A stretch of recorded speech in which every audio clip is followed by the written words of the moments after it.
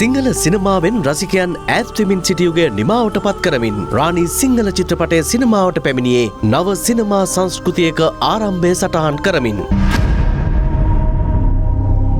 සම්පූර්ණ නම මොකක්ද? මනෝරාණි සරවනමුතු. මිස්ද මිසිස්ද? ඩොක්ටර් මනෝරාණි සරවනමුතු.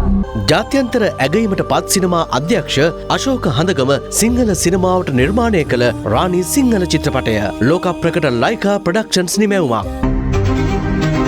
සිංහල සිනමාවේ ස්වර්ණමය යුග ගණනක මතකය අනාගතයට රැගෙන යමින් රාණි වෙනුවෙන් ස්වර්ණා මල්ලවාරච්චි සමගින් සනත් ගුණතිලක, බිමල්, සෞම්‍ය, සජිත, ගියාන්, අශාන් ඇතුළු යුග ගණනක දක්ෂ නළු නිලි පරපුරක් රංගනයෙන් එක්වනවා. මේ වැඩවලට තුවාගේ සපෝට් එක වුණු මනෝරාණි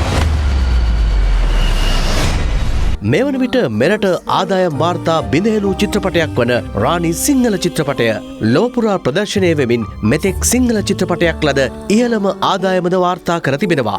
සැවොයි ප්‍රමුඛ EAP මණ්ඩලයේ සිනමා ශාලා ඇතුළු දිවයින පුරා සිනමා ශාලා රැසකදී රාණි සිංහල චිත්‍රපටය දින 100 ජයග්‍රාහී සීමාවට ළඟා වෙමින් තවමත් තිරගත වන්නේ මෙතෙක් සිංහල චිත්‍රපටයකට ගැලූ ඉහළම ජනගඟ ගලමින්.